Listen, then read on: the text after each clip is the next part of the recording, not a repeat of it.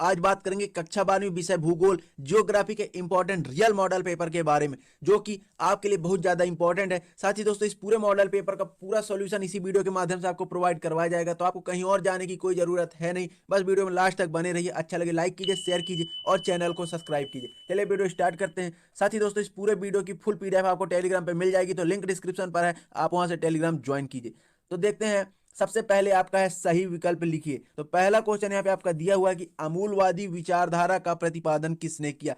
चार ऑप्शन है, इसका राइट आंसर है मार्क्स ने किया। किसने किया? मार्क्स ने किया। सेकंड क्वेश्चन आपका कि विश्व के किस महाद्वीप में जनसंख्या सर्वाधिक है, तो इसका राइट आंसर है विश्व में एशिया महाद्वीप में जनसंख्या सर्वाधिक है। आगे बढ़ते हैं, नेक्स्ट क्वेश्चन है आपका कि निम्नलिखित में से कौन सा एक तृतीय क्रियाकलाप है, तो इसका राइट आंसर है व्यवसाय एक तृतीय क्रियाकलाप है। नेक्स्ट क्वेश्चन है आपका कि निम्नलिखित में से किस राज्य से सर्वाधिक अप्रवासी आते हैं। यहाँ पे आपको ध्यान रखना है, अगर आपको क्वेश्चन में पूछता है से किस राज्य से सर्वाधिक अप्रवासी आते हैं, तो आपको उसका राइट आंसर बिहार देना है, क्योंकि दोस्तों देश में उत्तर प्रदेश और बिहार दो ऐसे राज्य हैं जहां से सर्वाधिक अप्रवासी आते हैं।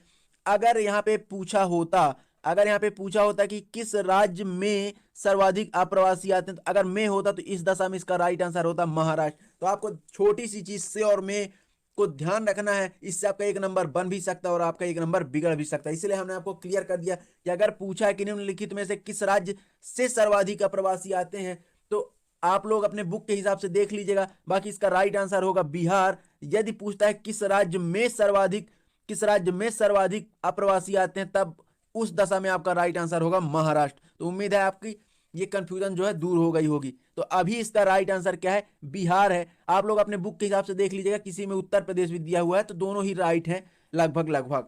नेक्स्ट क्वेश्चन आपका यहाँ पे दिया हुआ है कि निम्नलिखित में से जल किस प्रकार का संसाधन है, तो इसका राइट आंसर है जल अचक्रीय संसाधन है। आगे बढ़ते हैं। तो दोस्तों उम्मीद है वीडियो आपको बहुत ज्यादा अच्छा लग रहा होगा। पूरी पीडीएफ आपको टेलीग्राम पे मिल जाएगी, तो आप लोग टेलीग्राम ज्वाइन कीजिए। नेक्स्ट क्वेश्चन है आपका यहाँ पे रिक्त स्थान की पूर्ति कीजिए। यहाँ पे आपके 6 क्वेश्चन दिए हुए हैं। तो पहला है आपका बेंदा मध्य भारत के डैश डैश क्षेत्र के जंगल में रहता है, तो इसका राइट आंसर है बेंदा मध्य भारत के अबूझमाड़ जंगल में रहता है। कहां? बेंदा मध्य भारत के अबूझमाड़ क्षेत्र के जंगल में रहता है। सेकंड है आपका डैश डैश से डैश डैश तक आयु संवर्ग कार्यरत जनसंख्या है, तो इसका राइट आंसर आप लोग मेरे को कमेंट के माध्यम से बताएंगे। जिसका आंसर सही रहेगा हम उसको पिन करके ऊपर लगाएंगे, जिसका रॉन्ग है तो कोई दिक्कत नहीं, हम आपको राइट आंसर भी बताएंगे। थर्ड है आपका भारत विश्व व्यापार संघ के डैश डैश में से एक रहा है, तो इसका राइट आंसर है संस्थापक सदस्य में से एक रहा है। इसका राइट आंसर है संस्थापक सदस्य। चौथा है आपका डैश डैश किसी देश के अत्यंत महत्वपूर्ण घटक होते हैं, तो इसका राइट आंसर है निवासी किसी देश के अत्यंत महत्वपूर्ण घटक होते हैं। तो इसका राइट आंसर है निवासी किसी देश के अत्यंत महत्वपूर्ण घटक होते हैं। नेक्स्ट है आपका समतल क्षेत्रों में ग्रामीण बस्तियों का डैश डैश प्रतिरूप दिखाई देता है, तो इसका राइट आंसर है प्रतिरूप बस्तियों का आयताकार प्रतिरूप दिखाई देता है। इसका राइट आंसर है आयताकार। नेक्स्ट है आपका भरमौर जनजाति क्षेत्र हिमाचल प्रदेश के डैश डैश जिले में है, तो इसका राइट आंसर है हिमाचल प्रदेश के चंबा जिले में है। तो राइट आंसर है चंबा जिले में है। इस प्रकार से आपके रिक्त स्थान यहाँ पे पूरे होते हैं। उम्मीद है वीडियो आपको बहुत ज्यादा पसंद आ रहा है, तो वीडियो लाइक जरूर कीजिए। आगे आपका थर्ड क्वेश्चन है सही जोड़ी बनाइए। क्या आपका थर्ड क्वेश्चन है सही जोड़ी बनाइए। तो दोस्तों आपका यहाँ पे आइए इसको सही जोड़ी डिस्कस करते हैं। तो सही जोड़ी में एक ट्रिक ये अपनाई जा सकती है दोस्तों कि जो आपसे बन रहे हो, जो ऑप्शन आप लोग सबसे पहले उनका मिलान कीजिए। उससे होता यह कि जो नहीं बनते उनके आंसर फिर क्लियर हो जाते हैं। जैसे चलिए आपको बताता हूं। पहला विश्व में न्यूनतम लिंग अनुपात, तो आपको यहाँ पे क्या दिख रहा है? कोयला, गेहूं, भूमध्य सागरीय कृषि, ऐसा कुछ हो नहीं सकता। एक ही ऑप्शन इसका राइट हो सकता है संयुक्त अरब अमीरात। अब उसके बाद आपको मान लीजिए कोई नहीं पता है, तो अब आप नीचे से लीजिए परंपरागत ऊर्जा संसाधन। तो ऊर्जा संसाधन क्या है? कोयला है, सबको पता है। उसके बाद अब बचते हैं सामूहिक कृषि, अंगूर की कृषि और खाद्यान्न फसल। तो खाद्यान्न फसल क्या है दोस्तों? सबके घर में खेती होती है, पता है खाद्यान्न फसल गेहूं है। अब बचता है सामूहिक कृषि और अंगूर की कृषि। तो आपको पता है कि अंगूर की कृषि जो है भूमध्य सागरीय कृषि होती है, तो उसके बाद आपका सामूहिक कृषि का राइट आंसर निकल के आ गया कोलर व होज। तो इस प्रकार से आपको कुछ ट्रिक के माध्यम से सही जोड़ी सॉल्व हो गई। तो उम्मीद है वीडियो आपको बहुत ज्यादा अच्छा लग रहा होगा। इसकी पूरी पीडीएफ के लिए आपको किसी प्रकार की दिक्कत की बात नहीं, आप टेलीग्राम ज्वाइन कीजिए, वहां पे पूरी पीडीएफ आपको मिल जाएगी। अब आगे बढ़ते हैं। आपका चौथा क्वेश्चन है यहाँ पे कि एक शब्द या वाक्य में उत्तर लिखिए। तो आपका यहाँ पे पहला क्वेश्चन है भारत में लिंगानुपात किस प्रकार ज्ञात किया जाता है, तो इसका एक फॉर्मूला है दोस्तों, सूत्र है कि भारत में लिंगानुपात ज्ञात करने का सूत्र इस प्रकार है कि स्त्रियों की संख्या बटे पुरुषों की संख्या गुणे 1000। ठीक, तो ये इसका आंसर होगा। सेकंड है आपका कि वर्ष 2011 की जनगणना के अनुसार भारत की जनसंख्या कितनी है, तो इसका राइट आंसर है 2011 की जनगणना के अनुसार भारत की जनसंख्या 1.21 अरब है। थर्ड क्वेश्चन है आपका कि भारत के किस राज्य में स्त्री साक्षरता दर न्यूनतम है, तो इसका राइट आंसर है बिहार। जी, इसका राइट आंसर है बिहार। आगे बढ़ते हैं, नेक्स्ट क्वेश्चन है आपका यहाँ पे चौथा क्वेश्चन है कि बड़ी लाइन या ब्रॉड गेज में रेल पटरियों के बीच की दूरी कितनी होती है, तो इसका राइट आंसर है 1676 mm। कितनी? 5 फीट 6 इंच। इसको अगर 5 फीट 6 इंच कह सकते हैं, ये भी राइट है, और 1676 mm कह सकते हैं, ये भी राइट है। के बाद पांचवा है स्थान दिलाकर की जाने वाली कृषि क्या कहलाती है, तो आप सब इसका आंसर हमको कमेंट के माध्यम से बताएंगे। छठवां है आपका कि महानगर की जनसंख्या कितनी होती है, तो महानगर की जनसंख्या 40 लाख होनी अनिवार्य है। जिस भी शहर की जनसंख्या 40 लाख या 40 लाख के ऊपर है, वह शहर महानगर की गिनती में आता है। तो इस प्रकार से आपका एक वाक्य में आंसर यहाँ पे क्लियर होते हैं। आगे बढ़ते हैं, देखते हैं सत्य असत्य, जो कि आपके 6 क्वेश्चन है, 6 अंक का आपका रहेगा। पहला है आपका वेनेजुएला ओपेक का सदस्य देश है, तो ये आपका क्या है? राइट है। वेनेजुएला ओपेक का सदस्य देश है, ये आपका राइट आंसर है। उसका ये आपका राइट आंसर है। आप लोग इसको मैं कर देता हूं, ये आपका राइट आंसर है। उसके बाद ये आपका राइट आंसर। उसका नेक्स्ट है इथोपिया की राजधानी अदीस अबाबा है, तो ये भी आपका राइट है। इथोपिया की राजधानी अदीस अबाबा है। उसका थर्ड है आपका कि आंतरिक प्रवास के अंतर्गत 3 धाराएं होती हैं, तो ये आपका असत्य है, रॉन्ग है। इसको मैं दूसरे कलर से कर देता हूं, तीसरा आपका रॉन्ग है। चौथा है आपका कि भारत की संपूर्ण पहली जनगणना 1881 ईस्वी में संपन्न हुई, तो ये आपका राइट है दोस्तों। 1881 ईस्वी में भारत की पहली संपूर्ण जनगणना जो है संपन्न हुई थी, राइट है। उसका नेक्स्ट है आपका पांचवा आपका कि भारत कपास के उत्पादन में विश्व में प्रथम स्थान है, तो इसका आपका ये आंसर गलत है, प्रथम नहीं द्वितीय स्थान है। उसके बाद अगला है आपका कि ईमेल एक जनसंचार का माध्यम है, ये भी आपका गलत है। ईमेल जनसंचार का कोई माध्यम नहीं है। तो इस प्रकार से आप देख सकते हैं कि वेनेजुएला ओपेक का सदस्य देश है, ये आपका राइट है। सेकंड है आपका इथोपिया की राजधानी अदीस अबाबा है, ये भी आपका राइट है। थर्ड है आपका आंतरिक प्रवास के अंतर्गत 3 धाराएं होती हैं, आपका रॉन्ग है। चौथा आपका भारत की संपूर्ण पहली जनगणना 1881 ईस्वी में संपन्न हुई, आपका राइट है। उसके बाद पांचवा और छठवां आपके रॉन्ग है यहाँ पे। तो इस प्रकार से आपके सत्य सत्य जो है क्लियर होते हैं। आगे बढ़ते हैं, आप देखेंगे इंपॉर्टेंट क्वेश्चन आंसर। तो दोस्तों यहाँ पे आपके पहले अपन पूरे क्वेश्चन देख लेते हैं, उसके बाद इनमें से कुछ आंसर जो आपको मिलने में कठिनाई है या फिर जो बहुत ज्यादा इंपॉर्टेंट है, उसके आंसर हम नीचे आपको जरूर बताएंगे। तो आप लोग फटाफट से पहले क्वेश्चन देख लो और क्वेश्चन याद करके रखना, कुछ बहुत ज्यादा इंपॉर्टेंट है। यहाँ पे छठवां क्वेश्चन आपसे कह रहा है कि रेंट जल के अनुसार मानव भूगोल की परिभाषा लिखिए, तो ये एकदम इंपॉर्टेंट है दोस्तों। मैं आपको बता दूं, मोस्ट आईएमपी है ये, मोस्ट इंपॉर्टेंट कि रेंट जल के अनुसार मानव भूगोल की परिभाषा लिखिए, बहुत ज्यादा इंपॉर्टेंट है। इसका आंसर भी हम आपको नीचे प्रोवाइड करवा देंगे।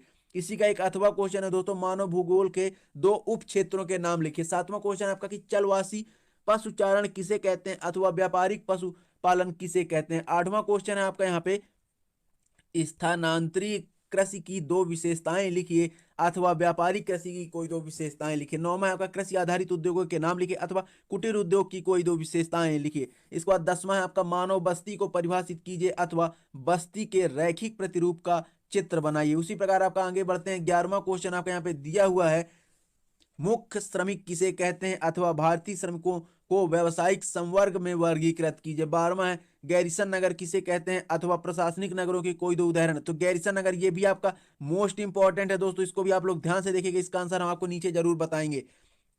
उसके बाद है, इसके बाद अगला है आपका प्रदूषक एवं प्रदूषण में क्या अंतर है अथवा वायु प्रदूषण के कोई 2 स्रोत लिखिए। 14वां आपका जनसंख्या वितरण को प्रभावित करने वाले 3 भौगोलिक कारक, ये भी आपका इंपॉर्टेंट है, इसको भी हम आपको आगे पूरा आंसर इसका भी बताते हैं, ये भी आपका इंपॉर्टेंट है। उसके बाद आगे इसका अथवा है प्रवास के अपकर्ष कारक लिखिए। उसके बाद नेक्स्ट क्वेश्चन आपका कि लघु एवं बृहत उद्योगों में 3 अंतर लिखिए, 3 उत्तर लिखिए या फिर 3 अंतर ही है आपका, ये अंतर है।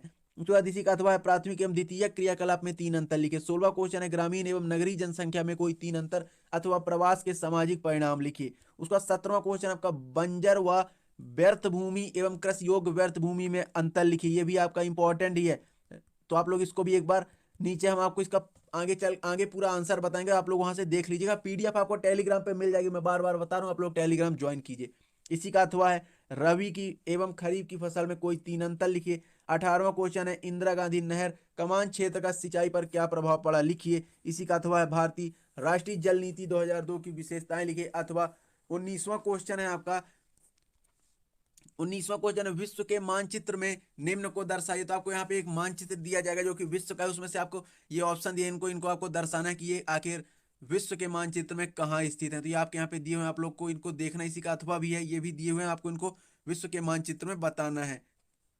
उसके बाद 20वां क्वेश्चन है कि भारत के मानचित्र में, तो भारत के मानचित्र में दिल्ली, अरब सागर, केरल, या फिर उसके बाद अथवा छोटा नागपुर, पठार, मुंबई, कोलकाता, ये सारी चीजें आपके भारत के मानचित्र में है, तो आपको इनको बताना है। अब आइए दोस्तों, अब अपन बात करते हैं जो आपके यहाँ पे क्वेश्चन आंसर हैं। तो हम यहाँ पे इंपॉर्टेंट क्वेश्चन के आंसर लेकर के आए हैं, बाकी तो आपको वहाँ बुक से मिल ही जाएंगे। इंपॉर्टेंट जो मोस्ट इंपॉर्टेंट है उसके आंसर। अब आपको यहाँ पे ये नहीं देखना है कि यहाँ पे प्रश्न 1 डाला है, प्रश्न 2 डाला है, आप बस वहां से क्वेश्चन देखे हैं, उसी के आधार पर यहाँ पे आंसर आपका है। तो यहाँ पे एक क्वेश्चन आपसे पूछा गया था, बंजर भूमि तथा कृषि योग्य व्यर्थ भूमि में अंतर स्पष्ट कीजिए। यहाँ पे आपका ये पूरा आंसर दिया हुआ, आप लोग इसको देख सकते हैं। उसके बाद अगला क्वेश्चन आपसे यहाँ पे है कि प्रवास के सामाजिक व जनांकीय परिणाम क्या क्या है। तो इसका ये पूरा आंसर आपका दिया हुआ, पॉइंट वाइज पूरे आंसर दिए हुए हैं, तो आपको किसी प्रकार की दिक्कत नहीं आएगी। टेलीग्राम ज्वाइन कीजिए, पूरा पीडीएफ आपको टेलीग्राम पे प्रोवाइड करवा दिया जाएगा। उसके बाद एक क्वेश्चन आपसे पूछा गया ग्रामीण जनसंख्या और नगरीय जनसंख्या में क्या अंतर है, स्पष्ट कीजिए। तो आपका यहाँ पे अंतर, यहाँ पे 5 पॉइंट में पूरे अंतर यहाँ पे दिए हुए हैं, तो आप लोग इनको भी देख सकते हैं, इनको भी आप लिख सकते हैं। ठीक, उसके बाद आगे बढ़ेंगे। एक क्वेश्चन आपसे पूछा गया कि प्राथमिक एवं द्वितीयक गतिविधियों में क्या अंतर है, ये उसका पूरा अंतर आपका यहाँ पे 5 पॉइंट में इसका भी अंतर आपका दिया हुआ, तो आप लोग इसको देख सकते हैं। एक क्वेश्चन आपसे पूछा गया कि जनसंख्या के वितरण को प्रभावित करने वाले 3 भौगोलिक कारकों का उल्लेख कीजिए। तो यहाँ पे तीनों भौगोलिक कारक, पहला जल की उपलब्धता, दूसरा भू आकृति, तीसरा जलवायु आपके सामने दिया हुआ है, आप लोग इसको भी देख सकते हैं। उसके बाद एक क्वेश्चन आपसे पूछा गया था कि प्रदूषण और प्रदूषकों में क्या भेद है। तो ये इसका आंसर अलग अलग प्रदूषण और प्रदूषक दोनों का दिया हुआ, आप लोग इसको लिख सकते हैं। अब एक जो आपका इंपॉर्टेंट क्वेश्चन था दोस्तों कि गैरीसन नगर क्या होते हैं, उनका क्या प्रकार होता है, तो ये आपका यहाँ पे आंसर दिया हुआ, आप इसको ध्यान से देखिए और इसको स्क्रीनशॉट कर लीजिए। उसके बाद अगला क्वेश्चन आपसे पूछा गया था ग्रामीण बस्तियों के प्रतिरूपों का वर्णन कीजिए। तो आपका रैखिक प्रतिरूप यहाँ पे बना के प्रस्तुत किया गया है, आपका 4 अंक का इंपॉर्टेंट क्वेश्चन है, आप इसको देख सकते हैं। उसके बाद आगे एक क्वेश्चन आपसे पूछा गया था कि कृषि आधारित उद्योगों के नाम लिखिए। तो यहाँ पे कृषि आधारित कौन कौन से उद्योग हो सकते हैं, तो मुर्गी पालन, दुग्ध व्यवसाय, मधुमक्खी पालन, धान एवं दालों का उद्योग, इस प्रकार से अनाज पीसना, चक्की, ये सारी चीज आपका क्या कृषि आधारित उद्योग है, जो कि आपको पता ही होगा। उसके बाद आपसे राष्ट्रीय जल नीति से संबंधित एक क्वेश्चन पूछा गया है, तो ये उसका भी आंसर है, आप लोग इसको भी लिख सकते हैं। ये पूरा एकदम पॉइंट वाइज एकदम अच्छी तरह से आपके सामने आंसर बताया गया है। उसके बाद आगे बढ़ेंगे। एक क्वेश्चन आपसे पूछा गया था रेंट जल के अनुसार मानव भूगोल के दृश्य सर्वत्र पर्यावरण से संबंधित होते हैं। आपसे पूछा गया था मानव भूगोल की परिभाषा पूछी गई थी रेंट जल के अनुसार। तो आपका जो मोस्ट इंपॉर्टेंट रहा वो है ये, आप लोग इसको नोट कर लीजिए, स्क्रीनशॉट कर लीजिए, जो भी करना आप इसका कर लीजिए। उसके बाद एक आपसे प्रश्न पूछा गया था चलवासी तथा व्यापारिक पशुपालन में निम्नलिखित अंतर। तो चलवासी पशु चारण और व्यापारिक पशुपालन में आपका अंतर यहाँ पे दिया हुआ, आप लोग इसको लिख सकते हैं। अब इसमें आपसे पूछ सकता है कि चलवासी पशु चारण की विशेषताएं लिखे। तो सेम अंतर वही, आपका अंतर वही, विशेषताएं सारी चीजें सेम रहती हैं। तो आप एक ही चीज से 2-3 आंसर बना सकते हैं यदि आप एक आंसर अच्छे तरह से पढ़े हैं। तो उम्मीद है आपको यह वीडियो पसंद आ रहा होगा, तो आप लोग वीडियो लाइक जरूर कर दीजिए दोस्तों। उसके बाद एक क्वेश्चन था आपका कि कृषि आधारित व्यवसाय कौन कौन से हैं। तो आप लोग इसमें लिख सकते हैं चॉकलेट उद्यम से उद्यम एक है कृषि आधारित, अगरबत्ती क्षेत्र में आपका कृषि आधारित ही आता है, अगरबत्ती क्षेत्र का व्यवसाय। कृषि आधारित व्यवसाय की मॉडल परियोजनाएं कुछ इस प्रकार हैं कि केचुआ खाद, मधुमक्खी पालन, मशरूम उद्योग, रेशम उद्योग, ये आपके कृषि आधारित उद्योग हैं। तो उम्मीद है दोस्तों कि यह वीडियो आपको बहुत ज्यादा पसंद आया है। साथ ही दोस्तों यदि आपको लगता है कि कोई इंपॉर्टेंट क्वेश्चन का आंसर मैं इसमें नहीं दे पाया हूं, आप कमेंट के माध्यम से बताइए, हम उसका आंसर आपको टेलीग्राम पे प्रोवाइड करवा देंगे। तो उम्मीद है वीडियो आपको बहुत ज्यादा पसंद आया होगा। तो आप लोग वीडियो लाइक कीजिए, शेयर कीजिए, चैनल को सब्सक्राइब कीजिए। मिलते हैं नेक्स्ट मॉडल पेपर के साथ।